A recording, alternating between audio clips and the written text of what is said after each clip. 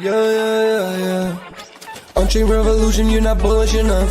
OnChain Revolution, you're not bullish enough. Every day we steady looking at the market, and we gon' tell you how to get started. Chain abstraction, fear and greed index, always looking at price action. Roll call in advance, you don't even gotta mention. I swap it in the deck, you're not bullish enough. Traded in the segs, you ain't trenching enough.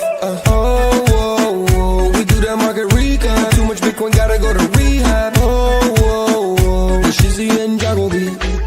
OnChain Revolution, network in the art. Every day we go live, baby, you know where we are. We mention all the networks and the crypto. Need some more liquidity, flipping and trading is the recipe. Too many protocols to count. I get high and I'm never coming down. Number go up, then I'ma say peace. Yeah, you thought that I was gonna leave.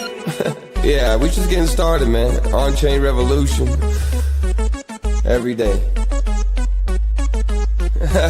Bring the beat back. Eyes everywhere, gotta be careful with volatile meme coins. You can get some bread if you round trip it, then you gon' regret. All this information in my head. BYOR, touch grass instead. Nobody really knows how it's gonna end up today. Somebody gotta tell you what's happening today. I don't let the money change me, no way. OnChain Revolution, here to stay. Yeah, say I'm sage, man. Voodoo 2 on the way. Yeah. Nicky's.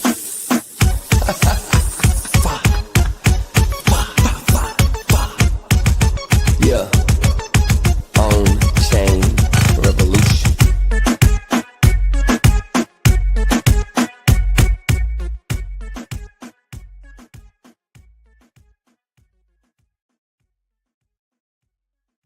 OnChain. OnChain Revolution. Bitcoin not an illusion. Market recap, then I do a roll call. You're not bullish in the vocal.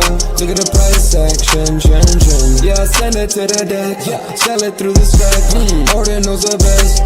Too much Bitcoin, gotta go to review. And the bearish, gotta put the knee pad. Let me see the comments. Look at the fear and greed index. Bridge. Look at the chart. Welcome back to OnChain Revolution. My name is Shizzy. On this channel, we cover the entire Bitcoin crypto ecosystem. What's up, guys? We have an amazing show for you guys today. We're live for the OnChain Hour, and I'm just going to introduce Yagobi right off the bat today because I am not used to this anymore, guys. We are back to our normal show, and we hope you guys enjoyed the Tokyo Blitz that we had there. But we missed it. We missed coming back to you guys. We missed covering the news. We missed covering different parts of the ecosystem, and we're excited.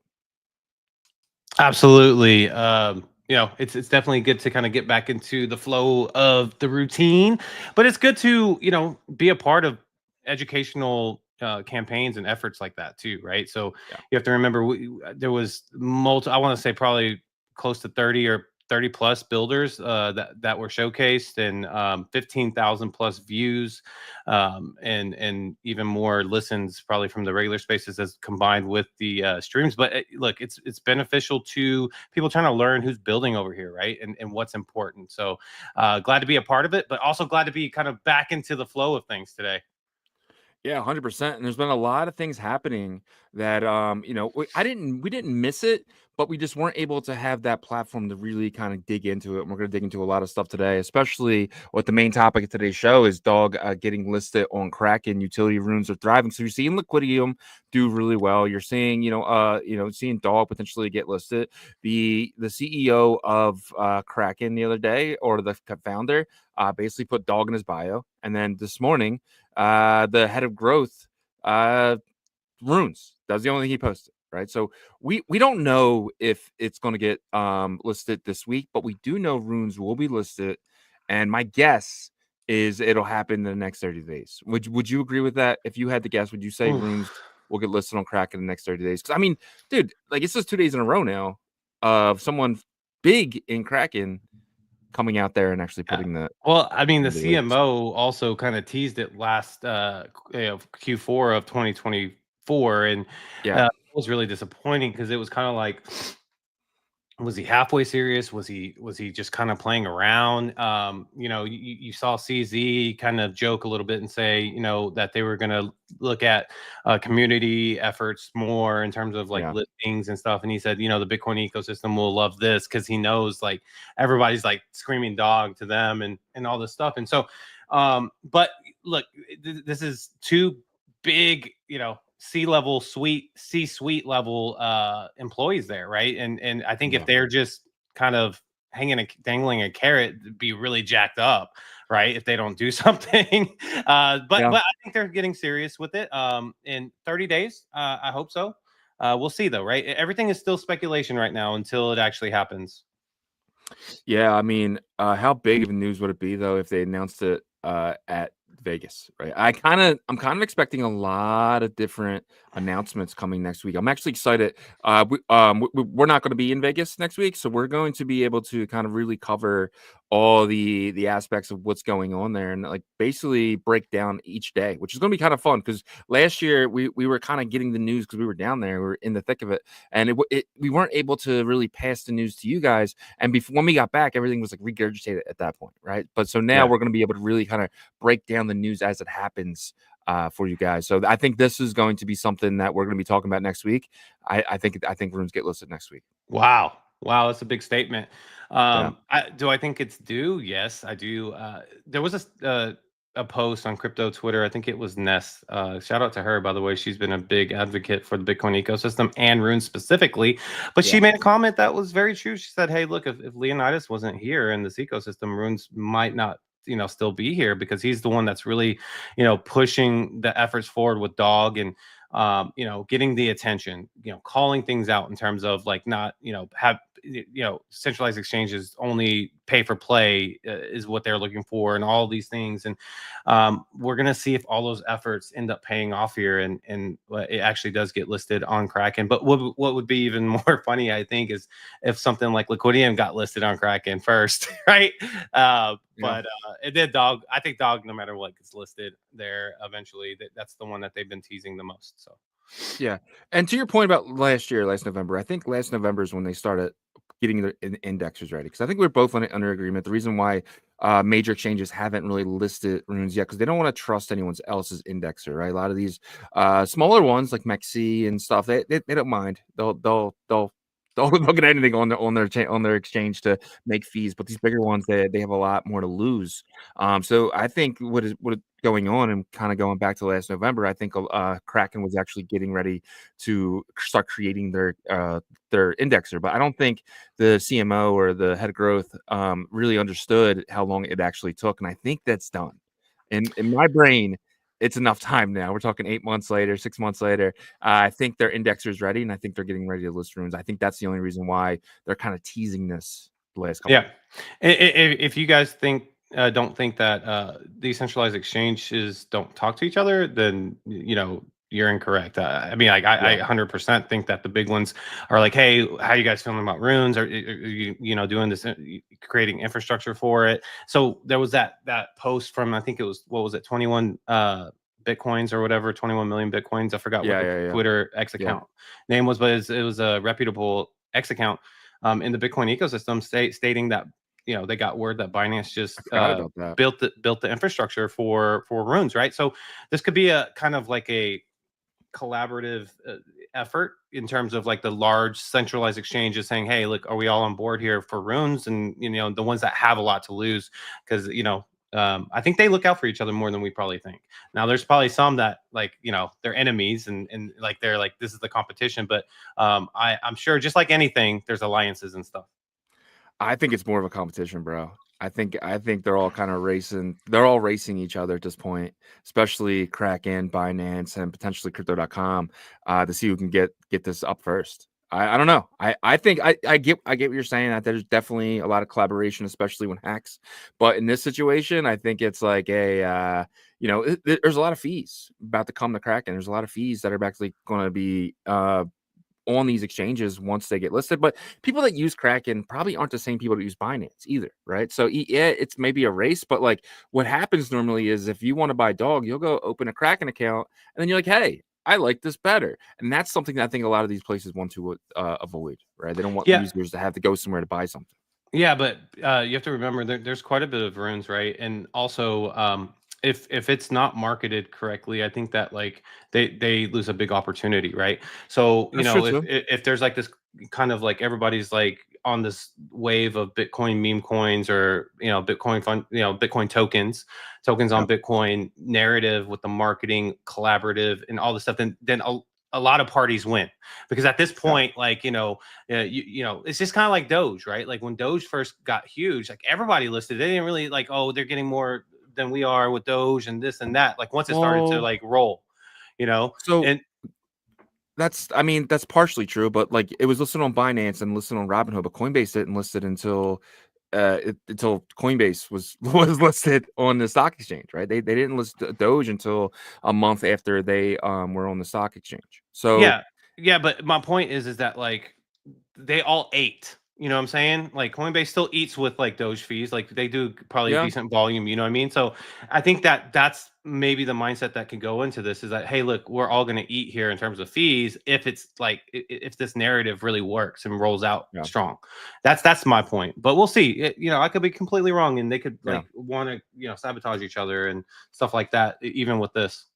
Yeah, 100%, 100%. All right, moving into our first story of today is the biggest story of today. U.S. Senate officially passes the Genius Act, crypto stablecoin bill.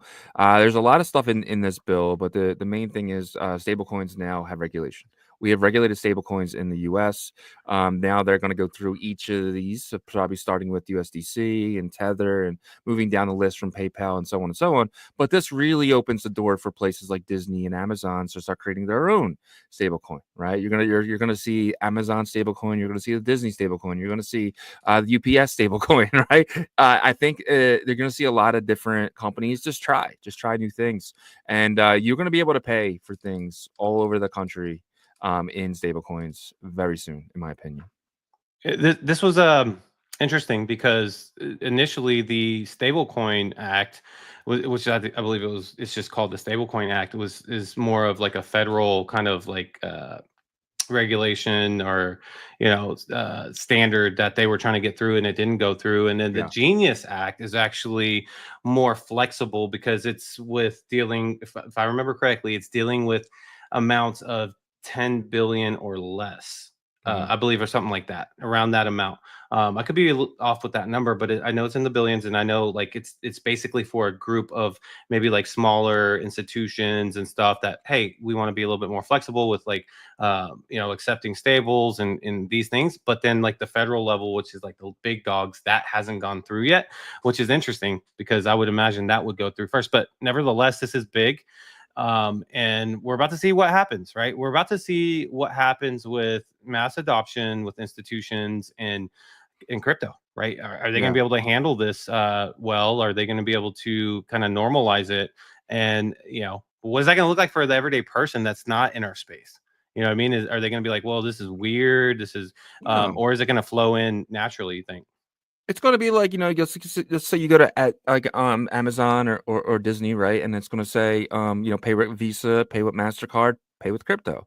And you'll click the crypto button, a QR code will come up, and you'll just send a stablecoin. I think it would be just really that simple. It'll just be an option. It's not going to affect the everyday user, in my opinion, but it's going to give crypto users and people who want to hold their stablecoins in their wallet instead of their bank, I think it gives you that option to do so. Yeah. Yeah, we'll see. I just can't think of anything right now that's comparable to that, right? Right now, we pay with our debit cards or credit cards online. Maybe you can use some points or something for like a points program for that company, or your credit card will allow you to use points to pay for this. So that it's going to be something that's different, but society seems to be able to adjust pretty well as long as it's not like completely disruptive to their lives. I mean, you can already see it. If you go to like ledger.com, buy a ledger, it gives you the option to pay in stablecoins, it gives you the option to pay in Bitcoin, it gives you the option to pay in Ethereum, right? It's the same. I don't think it's going to change. Who's doing that though? Who's going to Ledger? Who's going to Ledger? Ledger's taking the. I mean, I did when I bought my first Ledger. I you're paid in the Bitcoin. Space, so it's not. I'm just saying, weird to you. But that's what I'm saying. This isn't for normies. This is for us. Like this isn't an onboarding tactic. This is small. giving us the option now to be able to, like right now, if I want to pay a bill right now, I gotta send money to my Cash App and then get out that way, right? Yeah. But in the future, I'm not gonna have to do that. I can pay right from my Ethereum wallet, right? So I think that's the only change. When I'm able to go to like my electric company and paying the stablecoin, that's a big deal to me because that's what I want to do. I don't want to have to go to my bank. I want to be bankless. Mm-hmm. Yeah, I mean, look, that makes sense, right? I think we're going to be able to adjust a lot quicker, and it will take some time, I think, for the other people to, start having, normal amounts of crypto in their wallet or whatever to where they can pay in stable. But over time, technology that's innovative typically will just, like gets, I guess, like folded in to society, right? And I think that's what most likely will happen here. The more experienced people will start to use it more, and then their friends will be like, "Hey, what do you pay? You pay with your crypto and that kind of thing." And then they'll say, "Let me try it," or something like that. Yeah, and think about it. You're not paying that 1%, like 1%, 2% Not yet. fee to Visa, right? So, but if you won't be able to do that because you're paying your stablecoin. If it's $96, I'm paying $96 in tax, right? I'm not paying $98 because there's a fee on some bullshit Visa MasterCard. Like when I go to the store, they ask me now cash or card, and when I say card, they jack the price up a little bit. And I'm like, what the hell? I'm just saying, don't be shocked if there's like some sort of like processing fee that the vendor starts to roll in. That's you know what I mean? Yeah. And so I think at that point you just gotta do the math. Yeah, and you gotta remember 20 years ago, people were afraid to put their credit card numbers online. Right? Yeah. I'm not, so it's like we're so early to something so special. So but there is somebody who's angry about this. You know who's angry about this? Oh yeah, Brad Garlinghouse. Oh, Liz Liz Warren. Warren. Yeah. So she was seen walking around Congress after the bill passed like this. I don't know if she was cold or she was an angry. My daughter does this, so she doesn't get her way. And Elizabeth Warren looked like a little girl yesterday, just pissed off at her peers. Yeah. And I mean, what did she think was going to happen? Did she think she was really going to be able to stop it? I mean, at this point, like the voting is completely tilted in the favor of digital asset industry, right? When you're talking about Congress and the government, they are more on our side than they were ever before. And so, I mean, I think she just has to accept it at this point and probably just maybe retire. 100%. I mean, but she has the anti-crypto army, bro. She's the leader of the anti-crypto army. So this was just going through 2022 and 2023 was really hard, especially being in crypto with the government really cramping down on everything. Right after FTX fell, I just felt like they had their boot across our throats. Right, we couldn't win. There was no opportunity until ordinals came out. Right, because that was something different and something new. We actually had opportunity, but like everything else was really choked out. We didn't have any type of upward momentum on anything until really November, the Trump pump. Right. So, and that was because of her and her goons. And now I'm just kind of happy that she's no longer happy. And she wants a CBDC, right? She wanted a stable coin, but she wanted it to be a CBDC, a central bank digital currency. So of course she did, because that's more control, right? And that's what the government had silently been doing, is just getting more and more control. That's obviously my personal perspective and opinion, but it's exactly what the CBDC would be, and exactly why Garlinghouse is probably not too happy as well, because he was trying to, or at least the fact that they're not like a major player in a stablecoin system yet. So. Yeah, but to your point here, Ripple CEO Brad Garlinghouse, it says Bitcoin Senator Cynthia Lummis canceled a meeting with him and won't reschedule. He's all pissed off.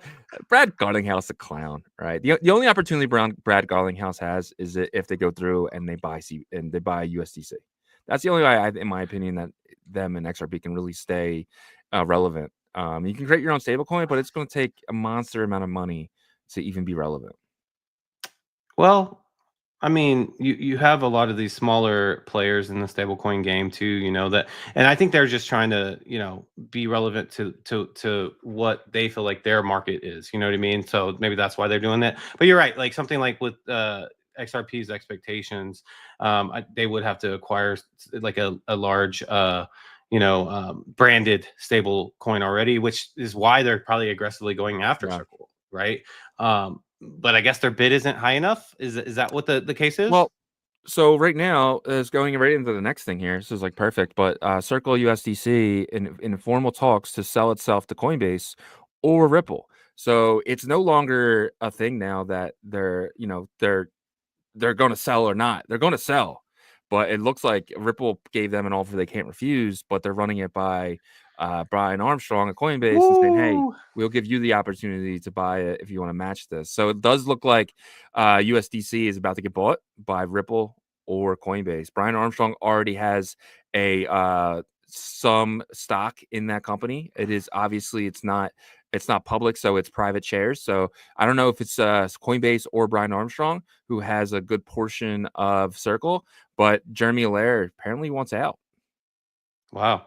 Yeah, look, XR or Garlinghouse and Ripple will be able to accomplish, I think, a good majority of what they had planned if they are able to do this, because CBDC versus capitalism in terms of the approach of stables. Eventually, yeah, CBDC is in my opinion worse for sure. But like the government is gonna be very closely working with the big players of stables over here. So there's gonna be some controlling happening there too. So them doing this kind of it will satisfy them a bit, because they'll feel like they have control of a large part of the crypto infrastructure in the US, right? In terms of USDC. USDC is established and basically is the reason why a lot of these institutions aren't accepting Tether and stuff like that and stuff. So it would be a big get, I think, for them. We'll see if Brian Armstrong's going to allow this to happen, or if Coinbase is going to acquire it. Yeah, fully. and Coinbase, I mean, they're in acquire mode, right? They just acquired a platform, I want to say last week, right? Deribit, and now they're kind of potentially buying this, but I don't know if they're enough. They're gonna sell a lot of stock, right? So in order to get this, Jeremy Allaire probably would be okay with taking Coinbase stock, honestly. And maybe, but like, what happens after? What I mean, if they buy this, right? What I guess you can't go public. I don't know, like like what happens if Coinbase buys it? Coinbase is already public share stocks. If you just buy this, so they might lose out on public money there. I don't know. It seems really interesting, though. I want to get to this comment real quick. Myself, obviously he's been in the space for a while, and he said, I'd rather not use Bitcoin as means of exchange for day-to-day expenses. And I know we were talking about stable coins, but I completely agree with this, right? Like, and it's like, to your point about stable coins being Disney and everybody's going to have their own stable coin. So I think that's going to be like the most like exchanged digital asset type classification. But myself is completely right with this. And I think most people think this way. But, to yesterday's point with Jack Dorsey saying, it has to be hard money from like a day-to-day exchange. I don't think it's going to go down like that. Do you? What if you get paid in Bitcoin? And you can pay your bills in Bitcoin, and Bitcoin is just your number one. All you have is Bitcoin. Well, I think obviously that's a situation to where you're kind of forced to do it, right? Like, but like, that's the situation I want to put myself in. I would love to be in that situation. Well, I mean, then you're just going to convert all your Bitcoin to stables. Is that what you're saying? No, I just want to be all Bitcoin. So if it's price is $26, I figured out the math and I send $26.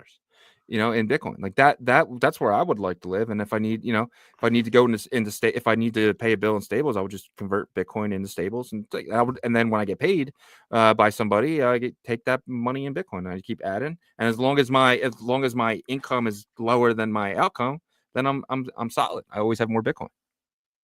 You mean your income is higher than your outgoing? Yeah. I mean, that could make sense. Obviously, if we're not in a extremely volatile period where Bitcoin's like pulling back hard or anything like that. If you zoom out, it makes sense, because then you're saying I will always be paying less for what I'm buying because Bitcoin's, going to be constantly going up, right? Yeah. So I don't know. I mean, I think it's preference, but I do think a lot of people look at Bitcoin as like, kind of like Schmeagles with his rings, right? Like my precious, like don't want to do anything with it, and so, but I just don't see it. I don't see a day that Bitcoin is going to be used as an everyday like huge volume type of payment. I think it's going to stick to more of the store of value, and we just need to open up that store data. The chain part of it, and then we can use other assets on Bitcoin if you want to do that. But it's up to every individual person and their perspective. Yeah. So 1.1% of the US dollar supply is tokenized as stablecoins. 1.1%. I'm predicting we're in the 30s by this time next year with this Genius Act passing through. I think 30% of all the US dollars will be in stablecoins. And I say that because I think that you're going to see a lot of people go bankless in this upcoming year now. And because you're able to pay in, like, why would I send money to my bank when I can pay my bills in stables? There's no reason. And I think, you times that by a billion people, right? Let's just say, only a third of the world actually knows how to use crypto. I think that it's definitely possible within the next year. So this is something I've been thinking about recently. What are traditional banks going to look like, right? And the ones that are jumping on the digital asset train, I think that they have a chance to be relevant still, right? Obviously, there's still, phase generations of like older people, middle age, and then younger. But the older people will probably still use banks, so they're needed. But some of these wallets, a lot of people are saying wallets are going to be more like bank accounts, right? And so do we start to see kind of established branded wallets maybe have a pop-up physical store randomly here representing in case you want to talk about possibly like loans or anything like that? Or You won't have to. You can use AI through the wallet. Yeah. I mean, I'm just saying, like, some people will still want to have the person to person, but like, I definitely think that the technology will start to slowly kind of replace some of this, but the banking institutions and stuff like that, that's what's going to be interesting to see what they look like here in like 10 years. They're done. They're finished. That was last generation's thing. Yeah. And that's in my opinion. But Senator Bill Hagerty says crypto stablecoin issuers will be the largest holders of US Treasuries. So this is another reason why I think stablecoins are about to take off here, is because it's actually good for the government that USDC has a ton of bonds, because that means they can sell more debt. That USDT is about to beat Germany in bonds, because they know that that's money is back. Like those bonds are backing those stablecoins technically, right? And that's a good thing. That's a really good thing. And you're going to see more and more stablecoins come out. And what are they going to do? They're going to back it by bonds. And why back it by bonds? You're getting 5% on a 30-year yield, like on a 30-year bond. So that, like, let's just say that company Circle is making 5% on all the money they have sitting there.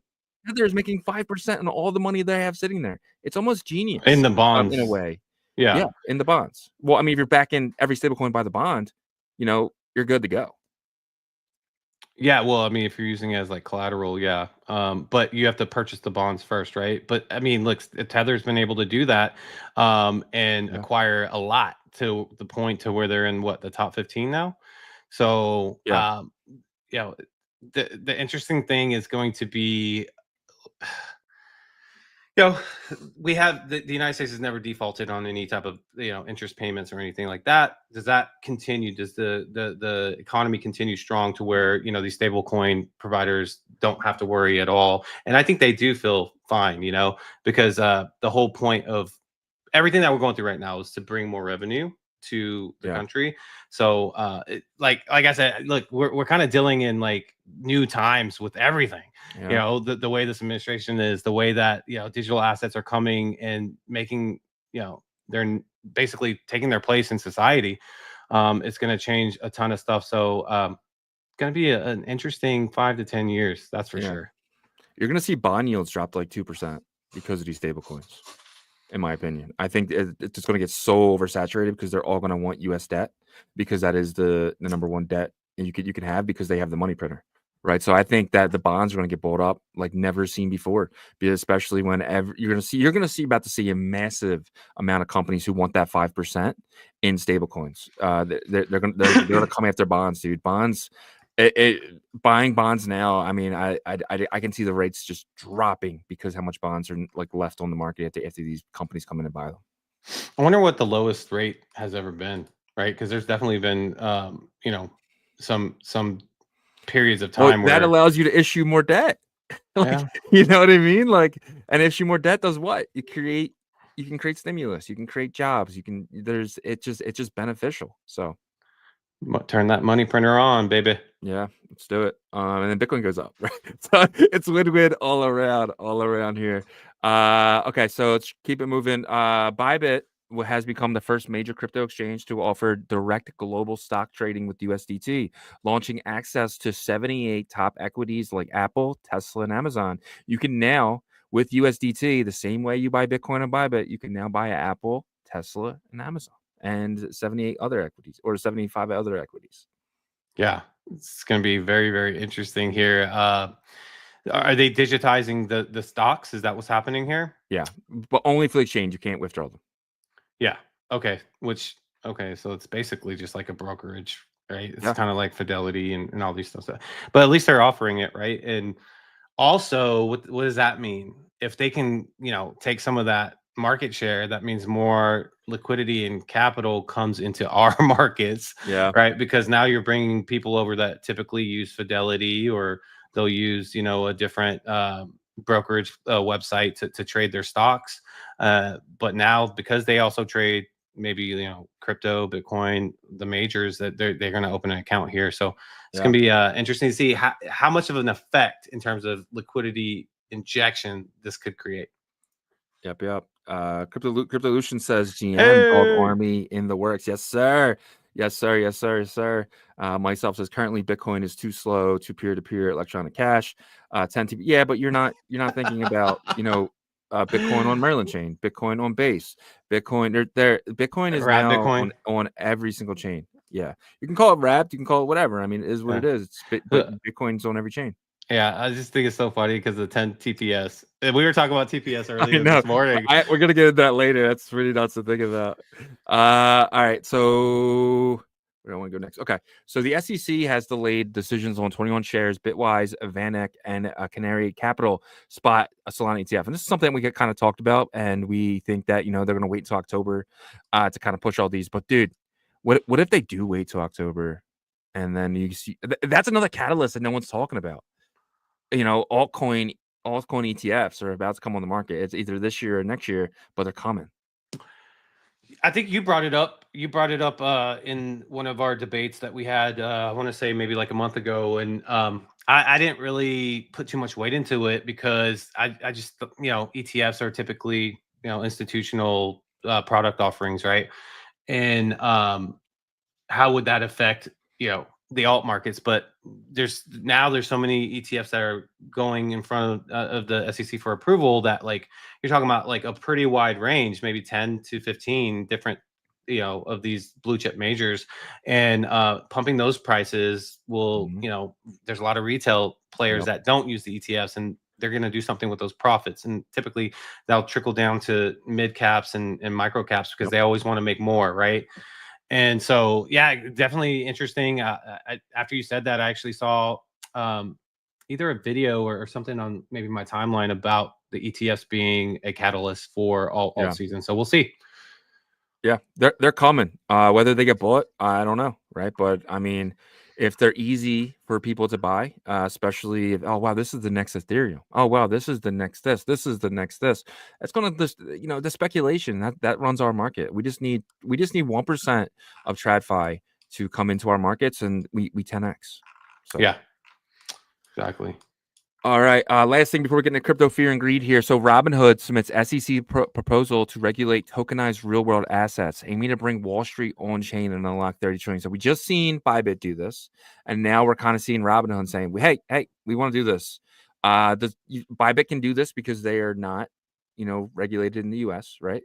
We can't. I can't open a Bybit account, because I'm a U.S. citizen. But Robinhood now wants to actually do that here in the US. What do you think about Robinhood, and do they get approved?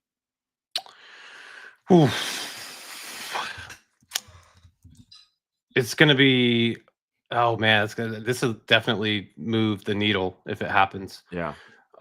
We know that was it BlackRock? They have these plans with the Texas digital stock market as well. That's going to be competing with the New York Stock Exchange, and so what does it look like though, right? Like obviously you can't take these tokens off of the exchanges, right? So it's just kind of like inflow of capital, inflow of liquidity. Robinhood already has that though, because they're trading already there, and so you can be within their system and you can buy crypto, you can buy stocks. So is this a different approach? That's the difference, right? Like, this is the difference, I guess, would be instead of traditional just stocks, real world assets, also, just different products, not just stocks. And that's where I think maybe these tokens might be able to move around more. I don't know. What do you think? Yeah. So think about the way you buy GameStop right now. You buy it through Robinhood, but they go and they buy it through Citadel, right? What happens now if they just Supposedly. own? Yeah, supposedly. What happens now if they can avoid Citadel? They can go around Citadel and just buy GameStop, tokenize it, and then have you trade it like an exchange. Maybe have it against USDT or have it in a pool, right? To where that pool is deciding the price of it, not Citadel, right? It's taking actually power away from these bigger institutions and giving that to Robinhood and giving it to the users. So that is one way around their structure right now. So Yeah, I don't think King Griffin's going to be happy about that. I think he's probably he's already getting involved with our industry. So yeah, believe me, he's a smart guy. He's going to find his way to be kind of a big player in our industry somehow. I don't like it, but it is what it that is. forces him to come in, right? This is Yeah. even more reason for him to come in. And what happens when you come in? You want exposure. And how do you get exposure? You buy assets. Yeah. I just think he's going to find a way to, be a shark and continually eat. Oh, he will, but he's just gonna have to do it like everyone else on a more fair playground. So we'll see. I hope so. Yeah.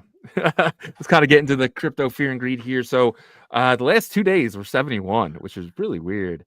I mean, we're a little lower than a 71. We're in the 60s for sure.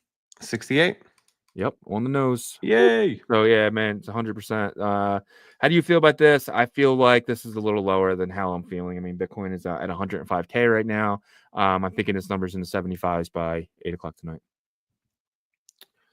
It's hard because that is a bit weird. If you look at the chart around this time, Bitcoin was kind of continuing this uptrend.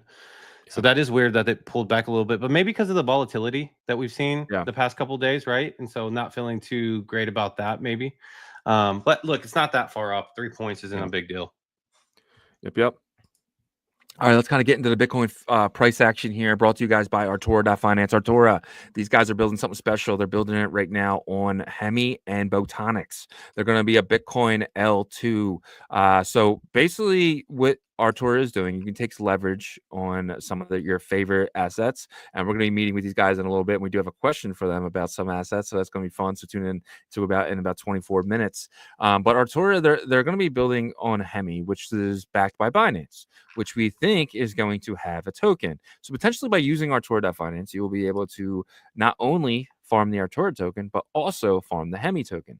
And then Botonics, we do know they're going to incentivize somehow. They have to. They need to compete, right? And maybe it's the tech that maybe they don't need to. Sorry. I don't know what happened there. That's live, you baby. right, dude? Yeah, I'm good. Maybe they don't need to because their tech is so good. But I don't know what's wrong with my voice right now. But yeah, man. Get emotional, bro. Yeah, I know, man. It's just I just care so much about Artura right now. I want you guys to use the platform at Artura.finance. All right, let's give Shizzy a break here so he can, get done crying. No, just that's rough. But yeah, before we get into the Bitcoin price action here, guys, do what you do always for us, which we appreciate. Smash that like on the YouTube side, subscribe to the channel, and turn your notifications on so you know when we go live. And on the X side, guys, let's share the space. Let's get as many people in here as possible, educate, onboard as many people to crypto and Bitcoin ecosystem as possible. Same thing goes for the abstract stream, guys. If you could share that, we would greatly appreciate it. Let me get my screen up here and let's jump into some price action.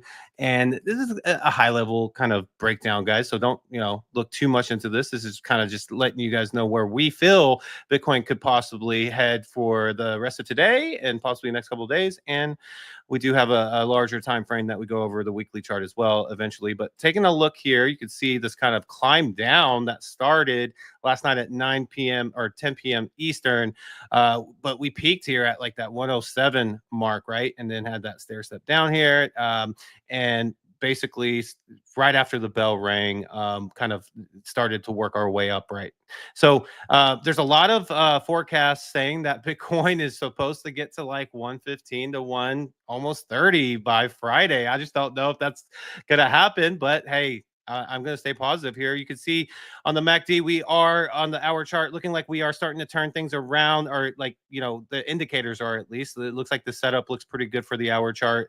You can see this green candle looking really good on this hour candle of the specific hour that we're on right now. But the stochastics looks like it's getting about to cross back over that 20-point mark, so possibly heading back up there with some momentum. And then the MACD blue leading indicator line looks like it wants to turn back up here. But sometimes you never know, like, if, you know, especially if we've already had a big push up here, this will kind of flatten back out and then a little bit more consolidation. But if this continues up here, we could see a little bit more uptrend, getting back to that 106, you know, 106,000, 106.5. And if it is true that we are going to get to that 115 to 130 by Friday, I do expect some aggressive push up at some point, right? We got about 10,000 to go on the short end, and 25,000 to go on that top call there at 130.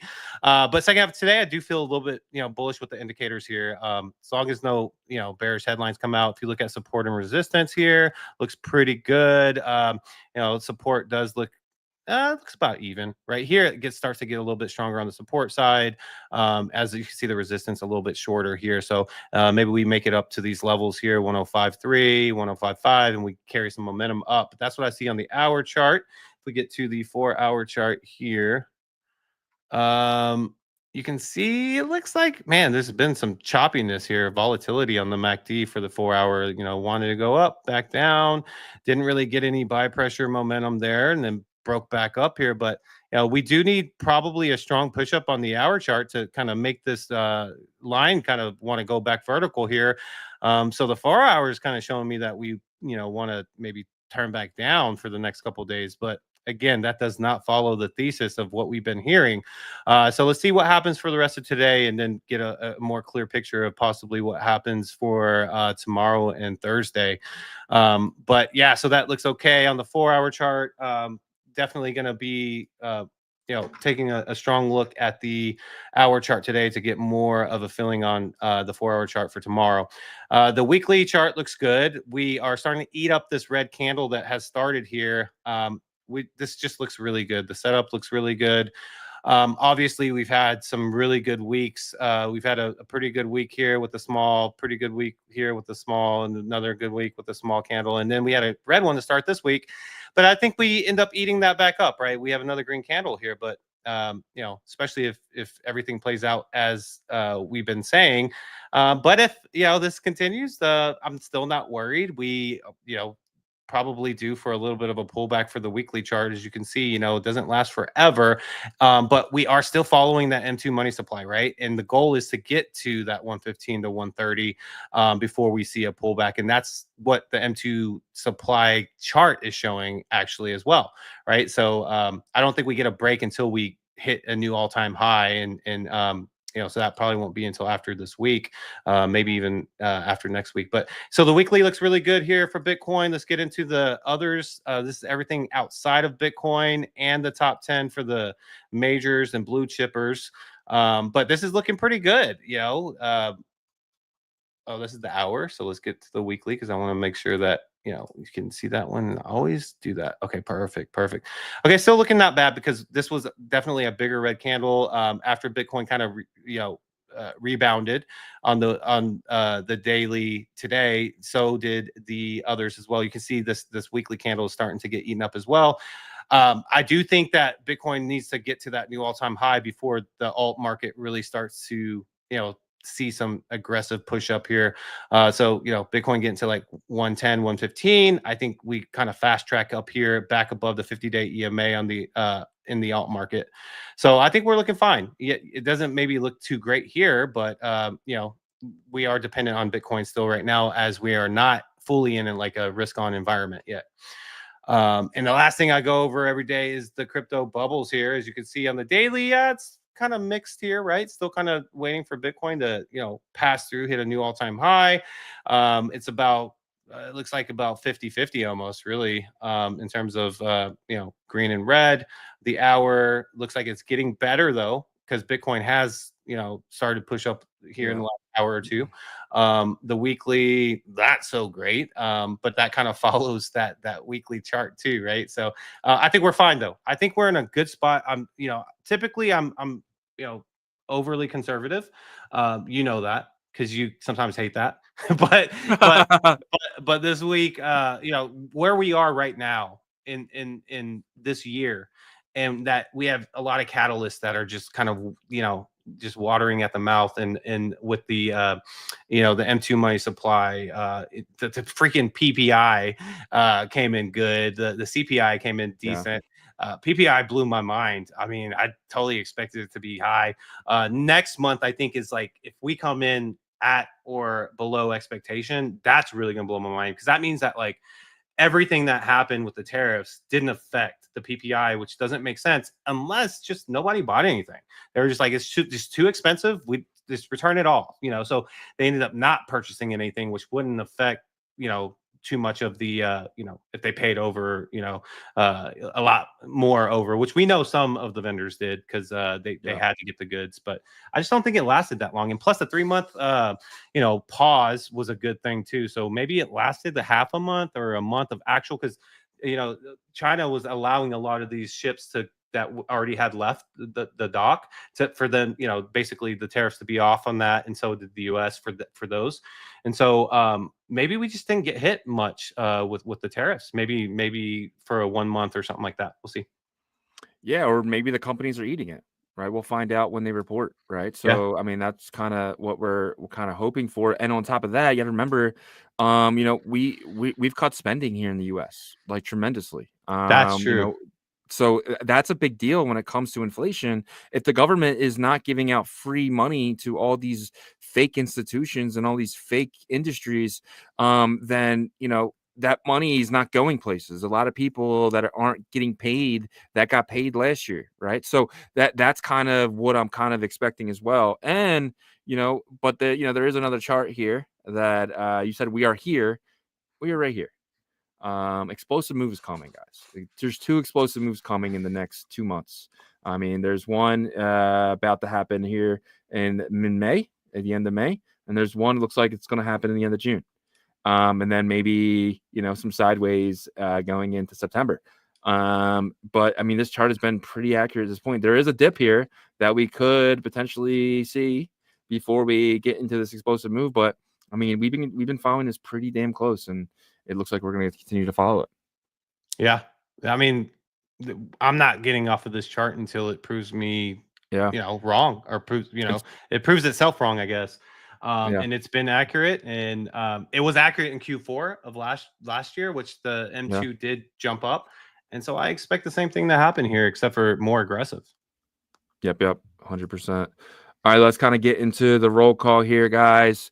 A lot of comments. A lot of Carl G is in the chat. Shout out to Carl G. He's a big guy. We'll get to your comments in a second here. But on this show, first is first, and that's the first comment of the day. And today it was my guy, Lackey Lukey. Congratulations to you, my friend. You are number 1. I already added you to the paper here. You have win number 17 on the year. And if you don't know what this is, every single day, as you can see, I'm tracking the first comment of the day. And then I'm putting how many you want. So Lackey Lukey is 17th win of the year. Still have plenty of time. Even someone like you, Carl G, you have plenty of time to win this. We're giving away a Bitcoin frog, which is an ordinal. And that frog right now is worth around $800. So all you got to do is beat out these guys. And it looks like it's going to be What was hard, the all-time high for the frog again? Do you remember? Yeah, for Bitcoin, but I think Bitcoin was like 40K. So I think it was around 17 to 18,000. Yeah. So hey, whoever wins that, I hope it gets back to the all-time high or higher than that. And I think imagine winning like an ordinal worth like 20 grand. I mean, that's a good day. Yeah, and I've always said I want to give away a frog. And we're going to be doing it December 31st at around 1 o'clock. So looking forward to that. So Danny Boy in that number 2 spot, he was dude. So 122 is this comment. 122 is this comment. Danny Boy put a 1 in there. He said, "Damn, good game, dude. Born. Absolutely." I'm curious, today when you do it, put down the time that you do. I'm curious to see how fast these guys dude, are. it's fast. A lot of times I'll just check just to because I don't know. It's just I want to check. It's weird. It's like I want to see, and I'll check within like I want to say maybe like 2 to 5 minutes. Yeah, maybe 10 minutes max. It's done. It's done every time. Done. Seriously. Shout out to Lackey Lukey again, Danny Boy again, and then we have ASAP Benji, who's in it for sure. Malam Yuri, shout out to Malam, said Lackey and Danny, man. Yeah, I mean, unstoppable those guys are. Chief Axel is here, followed by Mr. Hanky, the Christmas Poo. Shout out to you, my friend. Naam Minj Vaj is here with a whole bunch of dogs. Shout out to you, my friend. Dog Army. Dog Army is strong, man. Danny Boy says, Dream Milios. I told y'all, is Dream Milios popping? I know it's like I saw that $500, I think. Yo, the freaking like, I'm happy for that founder too, because whenever he launched the meme coin, it was kind of sad because like the market cap was stuck at 80,000 forever, and now he's thriving with this collection, and the meme coin I think is probably like at 400, 500K, which is not bad, but but the NFT collection is thriving. They look like miladies. Kind of. Like that's the problem. Like they look like raver miladies. Like that. DMT. Took some DMT. Yeah. Shout out to Lewis is here. He says Dog Army is strong today. Webdro is here. Shout out to Webdro each and every single day. Mats is here every single day. Nabob. Shout out to Nabob. Then we got Abstract, Satoshi Nakamoto. I knew Satoshi watches our show. Vader Time is here. Superfan, GM. Shout out to my guy, Superfan. Appreciate you, my friend. Glasshopper says Grump and I will be back. Oh, crap. Next week. Sorry, Glasshopper. We should have told you guys. So there is a big update that they're patching for that game, the Cypher Shocker. So next Tuesday, we will for sure be streaming that, and we'll let you know. Yeah, we were just told about it a couple days ago. We should have let you guys know, but they obviously Foxy has now become Jungle. Jungle wants to make sure they're putting out good products, so they're doing an update for this next one. But it will be next Tuesday. I really hope so, but we will see. But once we get started, man, we're going to be consistent. That's why I keep telling the team. I say, hey, once we get started, we want to be consistent. We don't want to have these on days, these on weeks, off weeks, because then people just don't know. And we can actually develop a bigger audience, because if you notice, like, our audience is really small in those things because people don't know about it, right? But we need to build that consistently each week. Yeah, and we need eventually maybe we make it a little interesting too, like winner gets something or something like that. Yeah, and I definitely need a lot of practice if that's the case, though. You can win Yagobi's car. So yeah. Fatty Poo is here. Shout out to Fatty Poo is here. Mempool Punk is here. KDN is here. Shout out to KDN. Mice Elf. Sorry, okay, we got in that comment already. Shout out to Mice Elf again. He said, I'd rather use my shit coins. Yeah, but what happens if you don't have their shit coins? What if you're 100% Bitcoin? But no, I'm just kidding. Currently, Bitcoin is too slow. Yeah, we talked about 100%. Yeah. Carl G says paying with crypto is not for normies. Yeah, eventually it will be. Well, paying for it with credit cards was just a nerd thing, right? So no, you're actually nerd thing and people that just had was naturally okay with kind of putting themselves out there, right, or being a little risky, because there was obviously a group of people that were doing it, right. But you're right. Yeah, it's the adoption curve. It's just a matter of time. You got to remember too, a bunch of normies got together and they bought drugs on Silk Road, right, with using Bitcoin. So I'm just saying that onboarded a lot of people. Maybe this can do the same when you're buying stuff from Amazon or buying. Maybe you're going to Disney and you don't want to cash out, right? You want to just pay with stablecoins. Possible.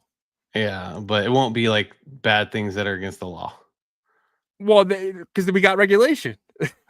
Give us regulation, we don't do bad stuff against the law. Yeah. So that's what Tether says anyway. Carl G says XRP will make it possible to pay in whatever crypto you happen to prefer. Carl G, I want to get back to like how how will XRP make it possible? You're gonna wrap all the tokens and put them on XRPL. Like how is that? How is I think that's what they're doing. I think they already did that. You can just use Coinbase, and Coinbase is based. pretty fast. I think it's going to be whatever product offering is the best, right? Whatever user experience is the best. At the end of the day, that's what wins. But you do have, you know, groups of people that prefer whatever, iPhone, Android, this, that, whatever. It's true. Carl G said when that happens, you won't 10 extra cents per gallon of gasoline, but you can do the same with stablecoins. I don't understand why you need XRP. Myself says dog finding support in the weekly 21 EMA. Interesting. And Carl G said when that happens, okay, he just kind of repeated himself there. But shout out to all you guys who make roll call each and every single day. We really appreciate every single comment, guys. It means so much for sure. Yes, sir. All right, let's jump into I got a bunch of other topics, but we'll get to them after we do the Artura finance segment. But we might as well just take a look at some of the runes because I kind of want to get your opinion on a few things here. I was thinking about it, right? All right, so scenario. We wake up Monday morning, there's an announcement from the Kraken account. It says, hey, dog, billion-dollar cat, and pups have just been listed on Kraken exchange. We're not picking a winner. We listed the top 3. Let's just say maybe they do MIM too. Maybe they do a top 5, right? What is the market reaction? Is it a sell-off? Is it a huge buy? Is it 50%, 100%? What are you expecting if this does happen Monday morning?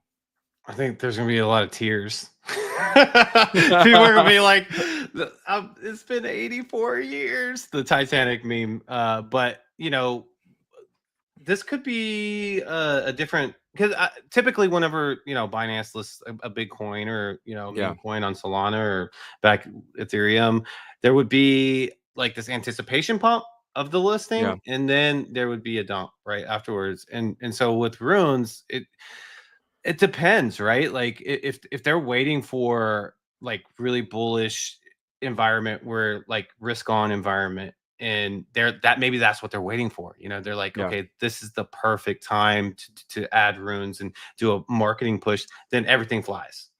Everything flies, and everybody's like, celebrating that kind of situation. If it's not in a risk on environment, I think we'll have a push up, but then I think there's going to be a pretty sharp correction just because like there's a list. I'm not going to beat around the bush and be straight. There's a lot of runes bag holders, right? Because of the mechanism of runes and the way that you trade runes. So I think there's going to be a flush out of those people. And then the believers, which there's still a lot of those, by the way, that will probably hold till the death, right?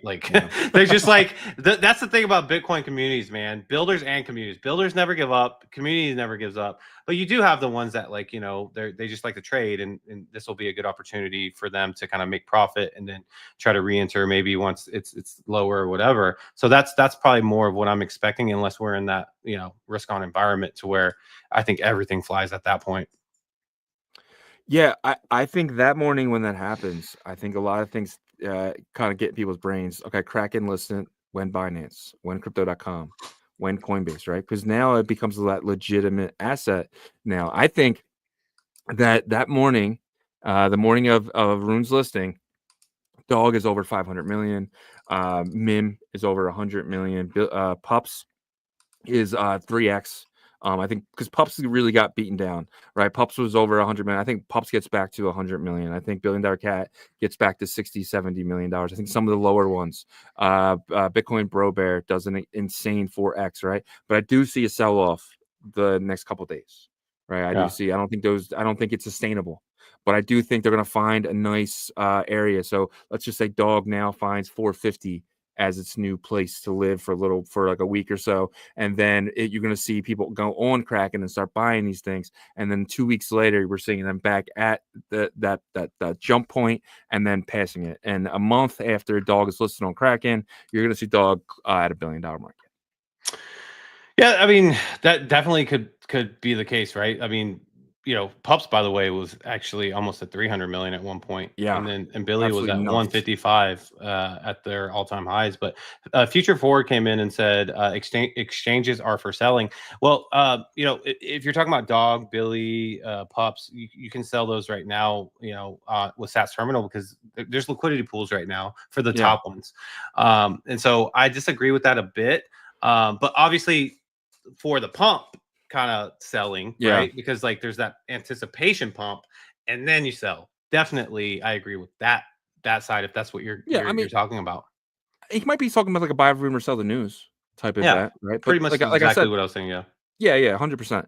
And then, but what happens a few days later, right? When everything kind of settled down and people who want to buy dog now see an easy way. Nobody like some of the bigger guys, they're not going to download an XRS wallet. They're not going to, want to buy a wrapped version on Solana, right? They want to like Dave Portnoy, for instance, right? He wants to buy it on Kraken. He bought XRP on Kraken. He's not downloading XRPL or whatever. He's not doing that. But these guys will do it if they're on an exchange that they're already on.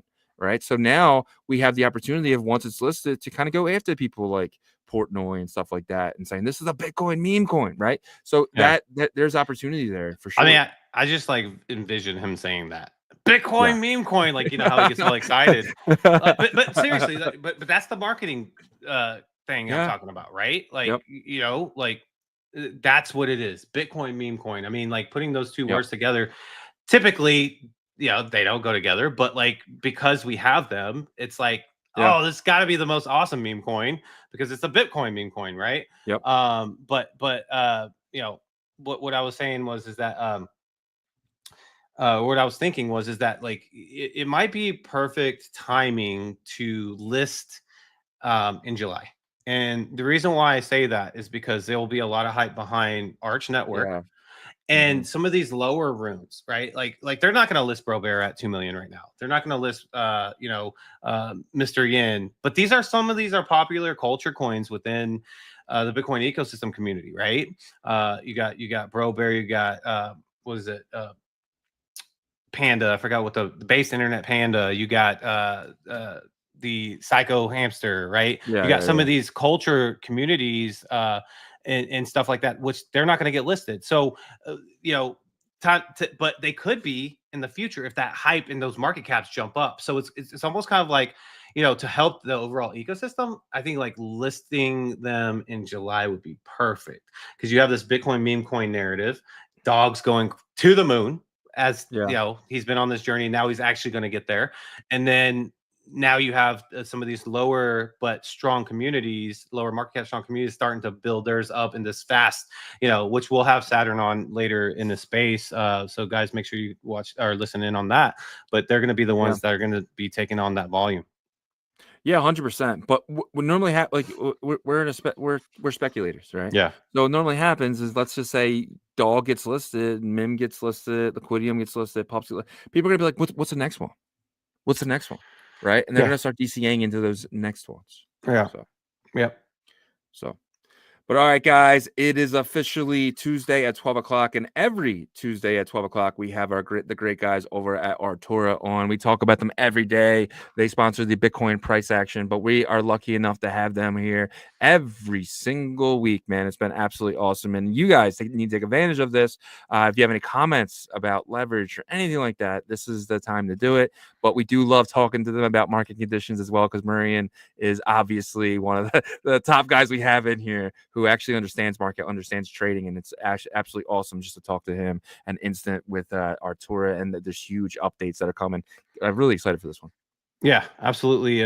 They've been working hard behind the scenes and, doing less of like the promo stuff out, doing more of like making sure that the platform is clean, sharp, no issues, all that stuff, get ready for mainnet. So excited to hear about these updates, and also excited to, get into the mind of Murion about market conditions. I wonder if he is starting to get bullish himself, as well as we're going to talk about a new asset class on Bitcoin and see what they think about it. Because it's been getting a lot of attention. So let's bring them up. Yeah, man, let's do it. Let's bring up Instant. Let's bring up Murion. Guys, welcome back to OnChain Revolution. Thank you guys so much for being here. Thank you, guys. Hi. Yep, thank you. Nice to be here. Yeah, look, it's nice to have you guys again. And, the market's been a little interesting, right? Like you see Bitcoin getting aggressive here.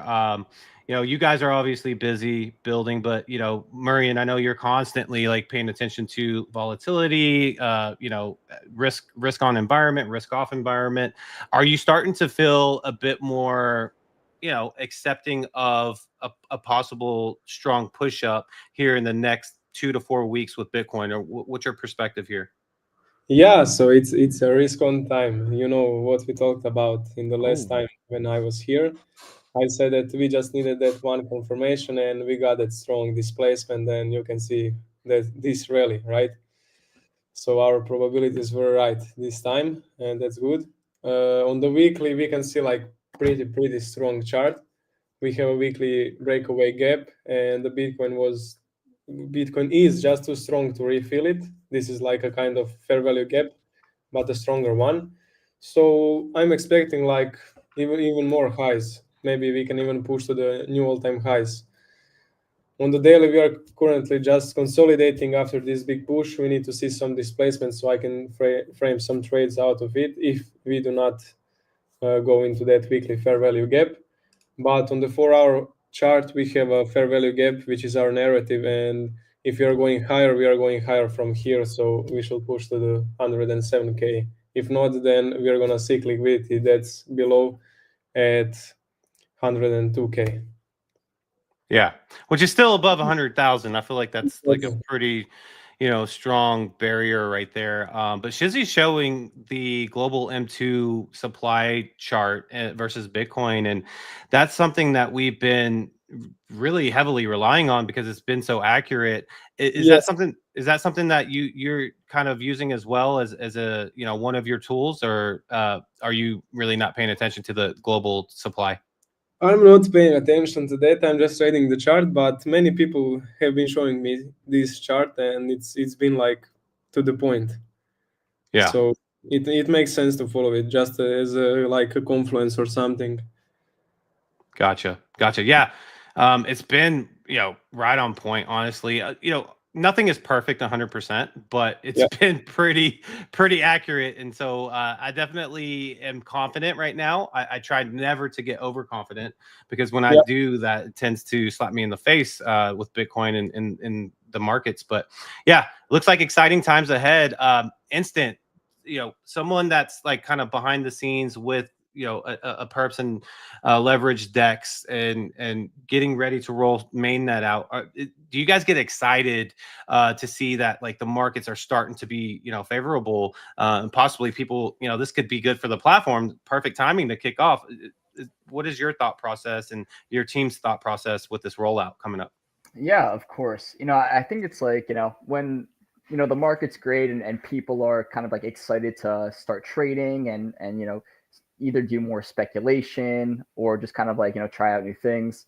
Obviously I think that's like kind of like beneficial for us, but it's also just like a general, I think, like buzz it kind of creates. Like people are excited, and if you're like launching a project or like a DEX like ours, like obviously this is a great time, and I think like the general sentiment in the industry from what I've been seeing is like really picking up. People are really excited to start like launching new things. I think that's like only going to continue, I think, over the next several weeks.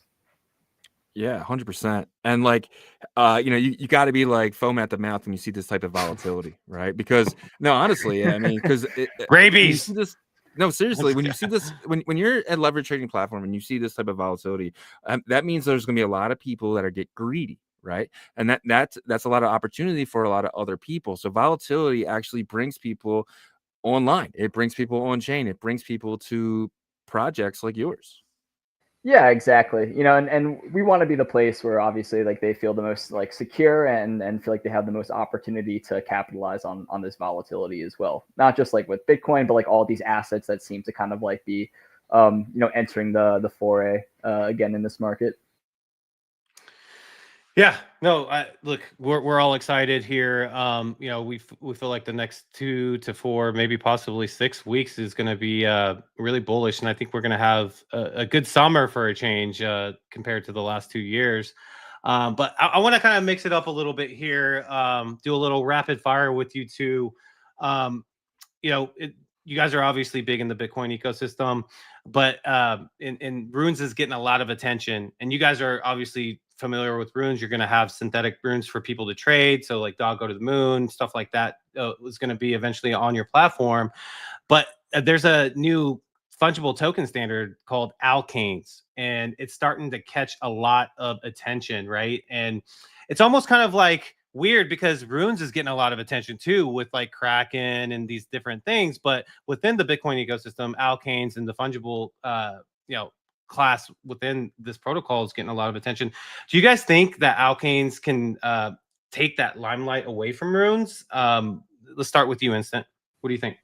Yeah, I mean, I think I think it's still early. So like I had just learned kind of about alkanes recently. I think we'll see like where kind of the momentum goes. I think like people are like generally, I mean, you're always gonna have like the first like degen push, like the people who are always going to be like looking into being like first movers in any asset and try to be early adopters. I think it's just like I guess it'll be a matter of like will alkanes have like enough steam to I guess like continue to rise. Are they, maybe you can help me answer this. So is it Oil is the ones who created like the new standard, or is yeah.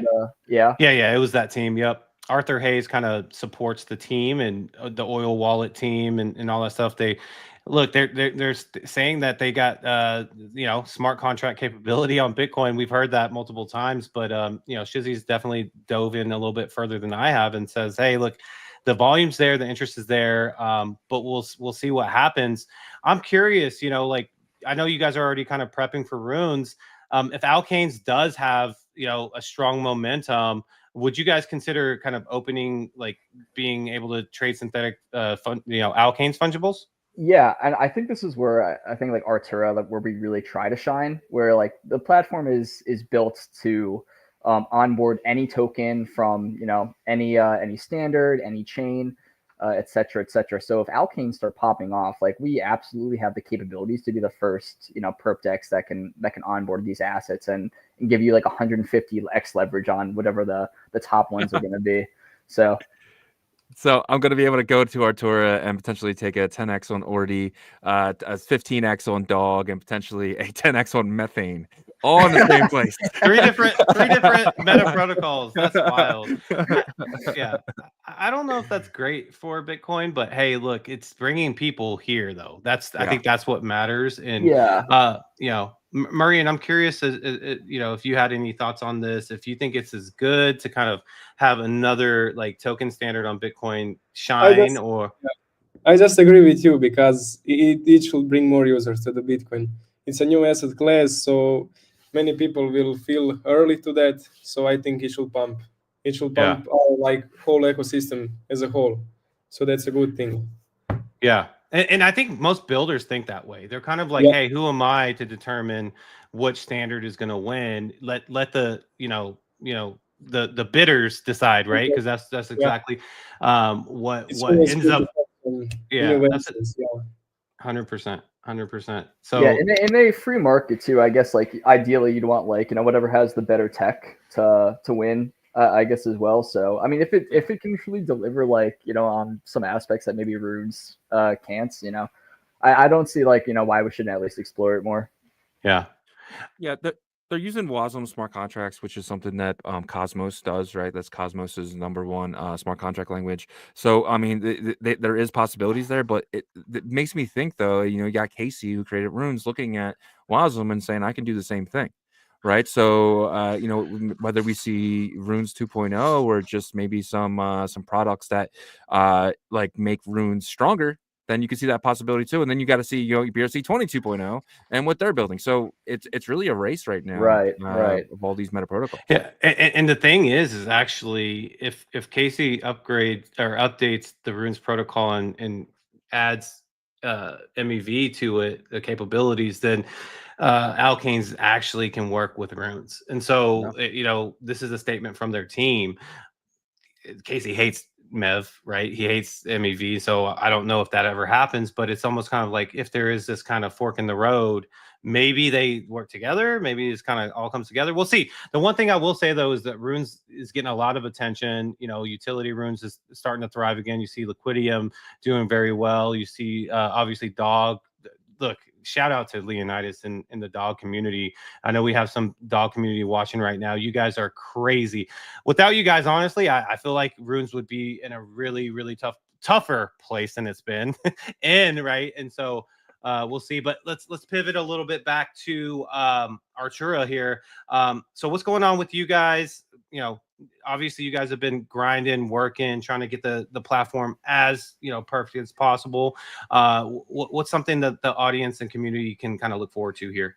Yeah, so you know, as we kind of said in previous segments, like we're finally finishing up the our mainnet process, and we're, you know, it's all hands on deck. We're almost ready to go live with mainnet, and so, you know, I think we're trying to, or I said we're actually going to be announcing we're still calling it, or working out what to call it, but like a pre-mainnet campaign for all of our, you know, early users and early believers and early adopters who have used our testnet and want to get involved still in the community before mainnet.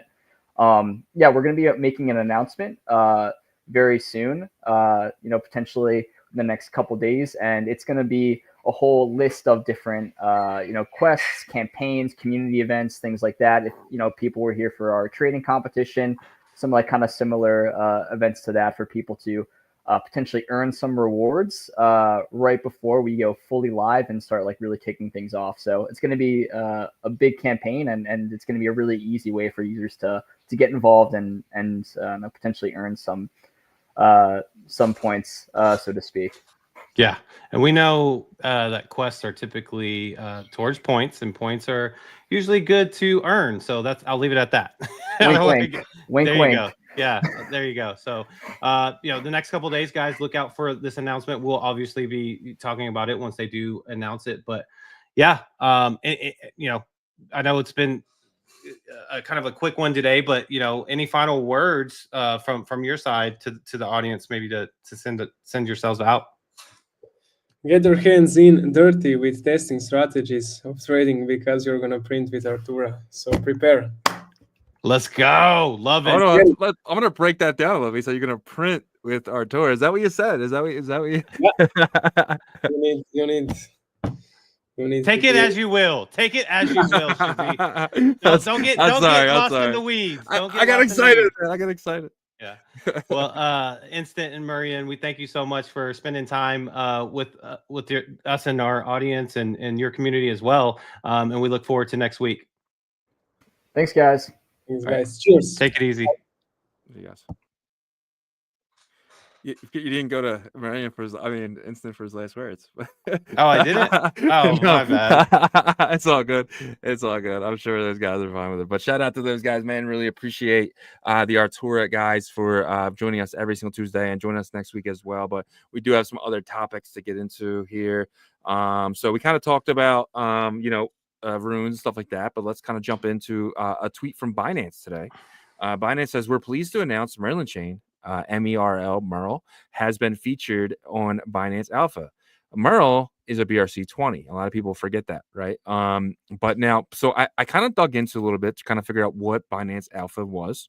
Binance Alpha gives early access to trending tokens, offers rewards via alpha points, and features top picks that many list on Binance." Read that again. Top picks that many list on Binance. Trade, earn, and explore new projects first.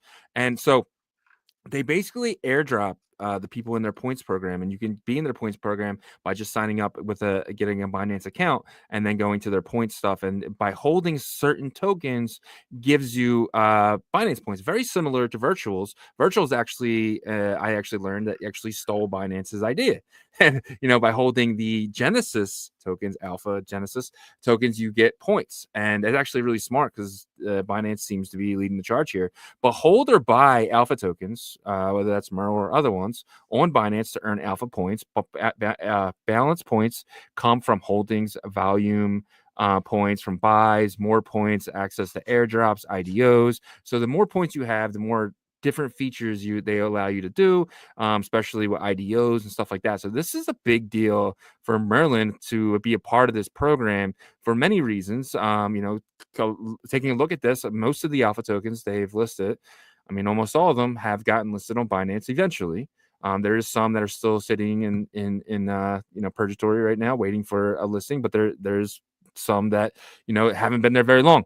And then you potentially, just by holding MERL in this alpha program, you're potentially going to be getting, so you basically hold Merlin in your Binance wallet. to actually earn these points. It's actually pretty awesome. That is pretty cool. This is obviously speculation, but there's patterns. No, That's this the is reason nothing why. about this is speculation. It's all true. Well, not guaranteed listings, right? So Well, I it's kind said some of them are stuck in purgatory. Oh, okay. So there is some of them that are there, but most of them, I'll say about 80% is what ChatGPT told me have gotten listed on Binance. And Yeah, it's just past data. Yeah, and so I think that obviously is an exciting thing, right? And so this is just another example of like the relationships I think like that Merlin chain has built with like big entities. Look at Binance, say they're working on doing something with Sui, or at least attempting to wrap BTC. Look, this is just another huge thing in their treasure chest, right? And so exciting, because I think the future is going to be big. I mean, Merlin deserves a Binance listing. I mean, 100%. I mean, the volume that they had last year, on top of MBTC being a very successful wrap token, right? And then you have Jeff being a part of the wrapped Bitcoin DAO. I mean, all signs are pointing to Merlin chain being something that a lot of bigger players in the game should hold and want to hold. And they don't have access to that because a lot of these bigger players they just hold on Binance, right? So I truly believe that Merlin should be listed on Binance, and I think they're going to get, being a part of this alpha program, they're going to get what they deserve. Yeah, we'll see what happens. Definitely the energy seems to be shifting in that direction, right? And so I brought this up before. It reminds me of Tron and kind of Justin Sun and his success. There wasn't a ton of people that were just like, oh, this protocol, that protocol, and Tron, but like that TVL just kept growing, right? And so now, I mean, the guy's a billionaire, right? So it's gonna be interesting to see what happens here in the next month or so, because I think maybe we'll see some huge news. We'll see, but excited for them and the team there. Yeah, 100%. And so Tron was looked at as a scam in 2017. Tron was looked at as, it was a time, it was just a fork of Ethereum sped up, proof of stake, all that stuff that everyone said, Tron was a scam. Tron actually was one of the tokens that end up winning. Tron is a winner. Tron is number 2 or 3 in TVL constantly. And, so it's just funny that you're kind of seeing the same thing, especially in the Bitcoin ecosystem, people saying Merlin was a scam, blah, blah, blah, because, you staked your assets, you got everything back, right? There was no scamming whatsoever in there. I mean, people can say what they want to say, but Merlin has been very successful up until this point. Yes, it had its downtrend, but just as every Bitcoin native token here that had that run up in April, they all kind of dipped down. I mean, you've seen Dog get down to almost 150K, right? So yeah, you're seeing Merlin down 90%. 150 million. 150 million. But now you're kind of seeing Merlin kind of bounce back, just as a lot of these other tokens are, because it's no longer at its low. It's about 30-40% from its low, and you can say the same about a lot of these Bitcoin tokens as well. Yep. All right, moving to the next thing here. So this just happened, popped on my radar. So Ethereum co-founder Jeffrey Wilcke, he was one of the 12 founders of Ethereum. He just sent $262 million in ETH to Kraken. Oh my gosh. Yeah, this just happened about an hour ago. Little scary in that sense. So we might see a huge dip in ETH coming, because that is a monster amount of ETH. I mean, why? Why do you think he did it? I don't know. Is he trying to stake his ETH? I don't. Well, I don't know. He can use Lido if you want to stake it. I hope, but yeah. It's kind of like when Pump Fund sends like all those Solana tokens to Kraken too. Is it Kraken? Yeah. Kraken's just like Kraken's the holder of all the assets. They're the ones that are trying to scare everybody. But yeah, I hope it has to do with like some staking incentive or something like that. But we'll see. Yeah, 100%. So the next thing here, Sui leads all blockchains and stablecoin inflows over the last 24 hours. $83 million poured into Sui over the last 24 hours. Something's happening over there. I don't know if there's like amazing staking potential with stablecoins, or people are gearing up to buy some stuff there. I don't know, but it's something definitely to look into, guys. If you are interested, Sui seems to be one of the big winners in this bull market so far. So absolutely insane. Yeah, I need to mess around over there and see what's going on, you know, because obviously Yeah. there's a lot of liquidity heading over there. 100%. Yeah, definitely have to start looking in there. So, all right. Next thing here is Alkane Pandas. So Alkanes has, you know, their protocol, but they also, that's their fungible, right? Alkanes, but they also have Alkanes NFTs. And so they've just taken off. So this is you know, the Bitcoin Wizards. They're a protocol by Lifello. It's like LIFLO. Oh, I Anyway, think so. Yeah. yeah, he's the creator of this, and he airdropped these pandas to his group of holders and a couple other groups that thing. So a lot of these, most of them got airdropped. So they did launch as a mint, but some bot came in and was just buying them all up. So they paused the mint, and instead of doing the mint, they just airdropped the rest of them to the holders. So there is over almost 4,000 holders of these pandas.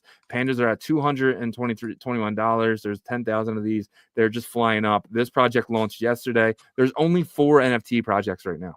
This is a lot of you know, Early who knows days. what happens with this, but it's very early with this. But this is very high risk. This is up almost 200% since yesterday morning. So be very careful getting in something like pandas or anything like that. But you are seeing some tokens actually mint out as well. B actually, people are saying is something that's very solid after 2,182. This just minted out about 2 hours ago. So it's 100% minted out now. It is up there. It's up there as like number 3 in holder count. You're seeing something like BitCat with 2,000 holders sitting at 5.49. This is at 600K. Definitely some opportunities right now. In these tokens, Methane is now the number 1 token. Yeah, Fartane is right there, but Fartane is only 766, but it's a 700K market cap. But then Diesel. So this is big news here. Methane, which was the first fair mint token, has now passed Diesel. Diesel is Alkane 0. It is there's only like 30% of the supply. You can mint it in circulation, but the team actually has another 30% that's going to be airdropping. So when you're earning points in the oil wallet, you're going to be getting an airdrop of this Diesel token. And they have a Rune as well. I don't know what they're going to do with the Rune, but the Rune is like filled with air.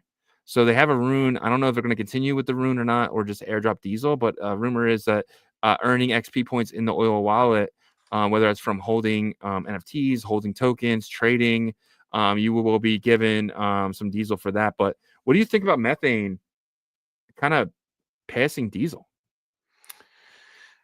Which one was first, Diesel? Diesel was 0. Methane was 1. Okay. I mean, obviously, it's got a lot of momentum to be able to pass the first token, right? Well, no, hold on. I'm sorry. So 2-0 and then 2-16.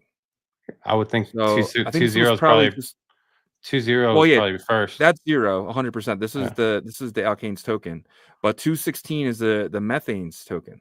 Okay. I mean, so I guess there was some tokens in between there, but this was like the first fair mint. This was the first one that you could mint, actually. So, gotcha. Yeah. Well, I mean, yeah. So it's obviously, picked up a lot of momentum here. It's past the very first token. We'll see if it continues that way, right? I mean, the holder count's a lot bigger too, because this is the Alkane's token, right? So they have a future plans for it. So that's probably why, because it wasn't like a free and fair kind of situation, and so. Well, no, it is. You can still mint it. So, but they took 30% off the top. It's like a pre-mine of 30%. So that's probably what turned other people off, right? Is that like, okay, the team has control of it, they can do whatever. Still decent. It's number 2 in the market cap, but then there's a big gap at number 3, right? So it's like, well, it's 5 million, between Methane 17. Well, I guess that's not that bad, but I just don't like that BitCat is there whenever there's 2 other BitCats with the like $1 million and then I think like $8 million market caps on Odin.fund. But we know a lot of the people that used to play over there came over here, right? So at the end of the day, dude, like, you got to play the markets how they are, right? Where the opportunity is and all that stuff. So everybody that's watching knows that this game is high risk, but this is early for this ecosystem, and it's going to be interesting to see how this plays out, because I'm getting a little bit of like the ARC20 vibes in terms of like the beginning. Like Adam went all the way to like, I think Adam went to like 80 to 100 million at one point. You know what I mean? So We'll see if there's some sustainability with alkanes, because that's gonna be tough. That's gonna be tough. If they can't sustain, they can continue. That's gonna say, hey, this team actually does have what it takes to continue to push forward with this fungible, token standard, while Runes is like being listed on Kraken and stuff like that. So it's going to be interesting to see. Yeah, this is really interesting. I want to ask you a question about these NFTs. You're not an NFT guy, right? I know you really good by now. You're an ordinals guy. You love buying ordinals. You're a big, huge fan of ordinals. But when it comes to the word non-fungible tokens, like these are considered NFTs, you're not a fan of. Are you interested in picking up any Alkane NFTs anytime soon, or maybe that's not for you? If I I'd probably just do that first one, just because the first collection, I still have 3 toothies, from the atomical side, right? I forgot about that. Yeah, so you do. So it was the first 10K collection, I believe, over there. And so that would probably be it, honestly. But I'm not saying that Alkanes isn't gonna do very well. They've already proven that they can, create this type of volume, which is pretty big. But it's just at the same time as Runes is getting a lot of attention. So it's kind of how is this going to work out? What is it going to look like in the next 3 months, right? Because we know what happened to standards TAP and atomicals and even BRC20. Whenever Runes was announced, it was almost kind of they threw up the white flag, right? And so we'll see. Yeah, 100%. And something too, I'm thinking in my head is by holding a panda or holding one of these NFTs, your wallet address now gets put into potential airdrop pool for other people to come build here. I think the Alkanes is going to bring in a lot of builders to the ecosystem because of the WASM smart contracts. And, a lot of builders want a lot of holders. So what they'll end up doing is they'll airdrop to people who hold these tokens. So to me, I'm almost thinking about just picking up a couple $100 of methane, $100 of diesel. I got a couple of diesel. I'm DCing diesel right now. I got 3 or 4 because it's $33 each. So I'm just kind of getting in, but in the sense of airdrop. So what made ordinals and real big, especially when Runes first came out, was the airdrops. And I'm thinking, if they're smart here and the builders want to bring, people to this ecosystem, you're going to see a lot of airdrops coming to that. Do you see that, or you think I'm low out there? They might attempt it. We'll see. We'll see. The thing about ordinals in that ecosystem is that I felt the builders would kind of watch the first couple of other builders that would attempt something, and they would see momentum, and then they would all join in. So I think we got to see, something like that's got to happen. Is there a lot of individual builders coming forward in this ecosystem? Well, Lofilo was someone big. He came out of nowhere. No one was really, no one saw that coming, right? Yeah. And he actually built this standard with the team, right? He came in and said, "How do I do this?" He was the first. I mean, I'm sure there was a race to be first, and now that there is one, it's easy to copy and paste what he's done, right? That's why you're seeing these kind of pop up here. But yeah, I mean, so first they got to build the builder ecosystem up, and then I think that something like that could, catch momentum. Because you got to have multiple builders to offer, build communities that would get excited about that, and Ordinals already had that, and so that's why I think it worked there. Yeah, 100%. So we're gonna. I think now that it's easy to build this stuff, I think you're gonna see more and more collections coming over, and with collections comes people from different different places, whether that's BRC20s or Rune stuff, kind of wanting to get over there because they're seeing something like this do 200% in one day, right? And they don't want to miss out on those gains. I mean, 100% for the punks, 28% for these guys, and then this one really isn't moving. The spirituals, I don't really know what that is, but yeah, so definitely something to start looking into, even if you're just doing research. Definitely some research into it. All right, so I have 2 last things here. Tap protocol, Tap wallet on Magic Eden. The official Tap wallet is now fully integrated with Magic Eden. So this is a big deal for the Tap guys because, I mean, this is something we begged for, I want to say, in 2024, and it just never came. But now you're seeing the Tap tokens and the Tap wallet that holds the tokens, not tap tokens themselves, actually be able to be used on that scheme. Big deal or non-big deal? If they adopt the tap art, that would be a big deal. But look, I think it's a win for them, though. You know what I mean? Yeah. So congratulations to the team. I think you got to give them props for getting it integrated.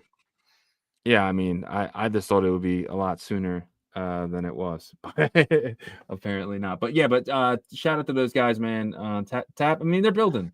You know, a lot of people don't really want to join their communities and stuff, but they definitely are here and they're building on Bitcoin. So yeah, they do have their loyalist, you know, community and stuff. We'll see what happens with Hypermall, all that good stuff. We'll see. You know, yeah, that's their news as of late, and see if it can, you know, can thrive. I'm wishing them luck for sure. Yeah, man. All right, last thing here. Sonic has officially achieved 10,000 TPS and a fee of 0.001. They've become one of the fastest and cheapest places, right? So Sonic right now, real world TPS. This is happening, and this is theoretical, right? This is potentially, right? That's kind of what that means, right? Yeah, theoretical. Right. Yep. So theoretical. So real world, you're seeing 10,000 TPS, right? You're seeing Solana between 1,000 and 5,000. And TPS is transactions per second. You're seeing something like Aptos between 2,000 and 5,000, depending. Sui 4,000. Say, actually, league leader here, 20,000, right? So is that live though? Insane. Yeah, that's real world TPS. Oh wow, I didn't even know that. Then Avalanche at 4,500. But this is what really gets me. Potentially 370,000 TPS Sonic. I mean, the other ones, I mean, they're not even trying for it. I have Aptos, but they're doing on testnet. What do you think about if this happens? What do you think about if Sonic is able to capitalize on this? I mean, I think we talked about this morning, Visa and MasterCard are at, 15,000, 20,000, right? So what happens if they potentially 20x that? Yeah. So I think the top limit is 65,000 for Visa, MasterCard. And look, the reason why a lot of people, kind of say that these chains can't replace Visa, MasterCard is because the TPS like that they're currently using can't get to that 65,000. But if they can get it to there where they're testing consistently, I think that's the problem, is that they're worried, because like 160 is ridiculous. 300,000 is crazy. Like, you know what I mean?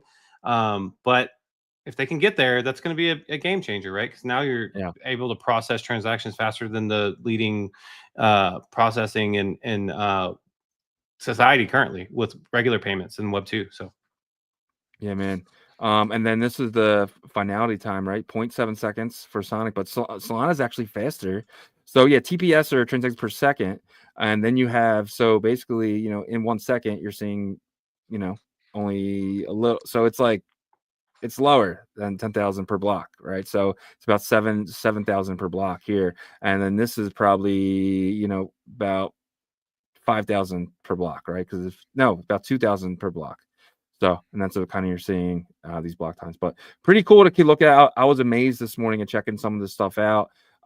So we can say can potentially get over 100,000. That's what's kind of on their testnet right now, but absolutely huge. Avalanche with subnets or 100,000 TPS. So Avalanche subnets, or I didn't even know Avalanche even had subnets, but apparently with the subnets they can get over 100K. But really interesting to kind of see. But I think that's our show for today. 218 people in here on YouTube and X, not including everywhere on Rumble and Abstract and Twitch and Spotify later. Appreciate every single one of you guys. Yes, sir. Appreciate y'all constantly supporting us. If you could check out our partners, greatly appreciate it. We got SAS Terminal, the DEX aggregator swap for the Bitcoin ecosystem. They just added support for alkanes, guys. So if you are interested in alkanes, you can go head over to SAS Terminal and you can acquire some, right? And they also offer all the popular runes as well. You're going to find the most liquid and best pricing there. And they're going to have some future updates coming as well. So stay tuned and make sure you're following their X account, and you can head over to satsterminal.com to just connect your wallet, and you get 1,000 Amber points. Those Amber points are going to go towards some alpha in the future. I'll leave it at that. But yeah, check out statsterminal.com. You can really learn about what they are offering to you guys in the community here. And then BetBTC is the predictions marketplace for the Bitcoin ecosystem. We were actually meeting with these guys earlier. There's some huge stuff coming, guys. I know we keep saying that, but we get to see it. We get to test it. We get to do a lot of things here. It's going to be a fun time.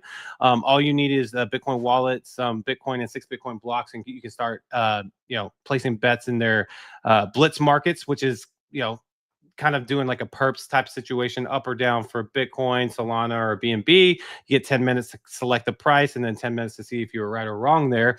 But there's going to be future features like create your own markets where you can earn a total of 1.5% of the total volume of what people place in your market that you create that's custom. So really exciting stuff. Head over to betbtc.win and you can check out what they are building over there. It's really, really exciting stuff. And then Emblem is the interoperability tooling for the Bitcoin ecosystem. You're going to be able to vault your ordinals and jump them from Bitcoin layer 1 to Merlin chain to Abstract to Base and Solana eventually. And you can use Agent Hustle eventually to help you vault it as well. Once they add the Bitcoin tech stack to Hustle. But Hustle can help you kind of trade on Solana right now, right? So I actually use Agent Hustle for a lot of research whenever I'm just trying to find, a good play. I think worst case is use them for research, right? It's a research tool. Doesn't cost anything. In fact, right now, all you got to do is just connect your wallet and you can start asking questions, that type of stuff. In the future, it might be, there is a business model I know that's coming. So, get familiar with it right now before that happens. And then if it's for you, you can kind of join in on that. But don't forget about their TGE, because they do have a Bitcoin Rune that's going to be launching in September. And you can actually find out all the information about that at emblem.vision. And then Artura Finance, we just talked to those guys. They've been grinding, trying to get mainnet ready for you guys, right? Trying to make it smooth and it's really easy to use. They're focused on UI and UX, but you can actually trade synthetic Bitcoin fungibles on their platform in the future. Dog Go to the Moon, $1 billion Cat, Ordi, Sats, tokens like that, as well as popular tokens outside the ecosystem as an XRP, Tau. And if you aren't into trading perps and leverage, you can actually just add liquidity to the platform to earn. So exciting stuff coming from this team. You heard they have their campaigns coming with the quests and earning points, and that's all good stuff. As you know, that kind of goes towards the future of what they are going to offer their community, right? So head over to artura.finance and you can start getting plugged in there. And then Fluid Tokens, they were the first to offer staking to Bitcoin layer 1 retail users. If you are a founder of an ordinal collection or a Rune and you have an established community, head over to their Discord, ask them how to get a staking vault set up for your community, and you can have them start earning right away. They have a dog staking vault that's going to unlock close to the Bitcoin 2025 conference. So super excited about that. And they also did release their aquarium that is more geared towards the Cardano side for now, but you can earn Babel fees if you head over to the Cardano side and get connected with the Aquarium application there. They also offered an airdrop solution for Runes. So if you started a Runes, you have a community, you want to airdrop, you can use their tool. It's really simple. We've tested it out, very smooth. You head over to fluidtokens.com and you can really test these tools out and see if it, if it makes sense for you to use them there, but full of resources on their website for sure. And then Tokyo Wallet, we just finished the Bitcoin Blitz. And for the stream yesterday, I am going to do the raffle and I'm going to post it on the OnChain Revolution brand account. So make sure you're following that because it's the last one. I have all of you other winners. Don't worry, you're going to get your tokens. I have the spreadsheet. I'm going to send it over to their team and then they will send you guys the tokens. But Tokyo Wallet is a multi-chain smart wallet. They started on Cardano as well, just like Fluid. And now they are here in Bitcoin and they're going to be adding another chain as well because it is multi-chain. If you head over to the Apple App Store, if you have an iPhone, or the Google Play Store, if you have an Android, you can download it. Give us some feedback. Head over to Tokyo.io to learn more there. and Merlin Chain doing huge things with Wrap BTC being a new DAO member, as well as the Binance post earlier today. They got a lot of stuff coming in their future. If you want to help secure the chain with proof of stake, you can head over to merlinchain.io and you can stake your Merlin tokens. And you can earn 15% APR there. They also have their Wizard version 0.3 that can help you navigate through Merlin Chain, and in the future is going to possibly help you do like conditional trading, stuff like that.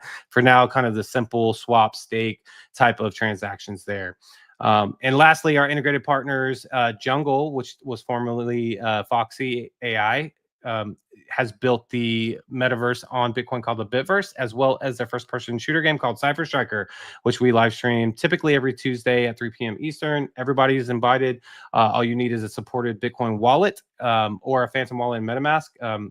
And you can play, select your clan, and we kind of go at it for about 45 minutes. And then Ordinal Hive is the aggregator ordinal marketplace for Bitcoin Layer 1 and Layer 2. Cheapest ordinals around you will find on Ordinal Hive.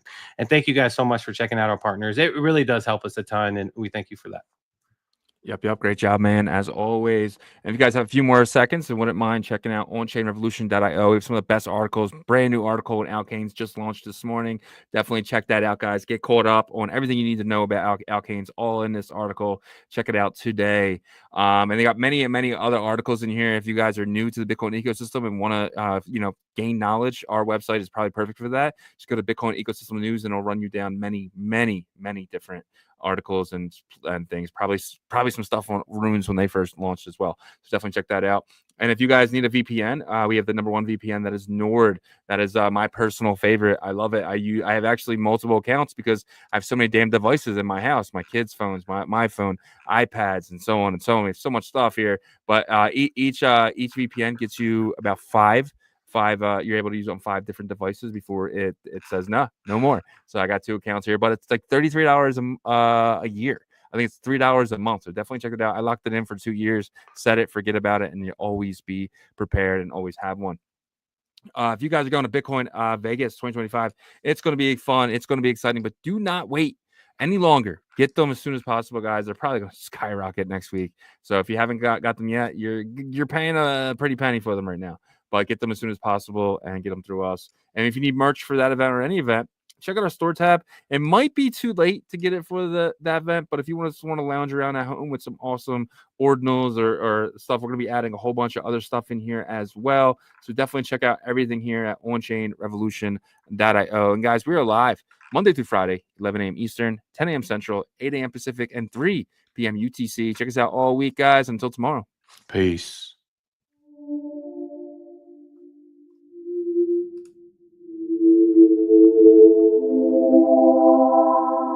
OnChain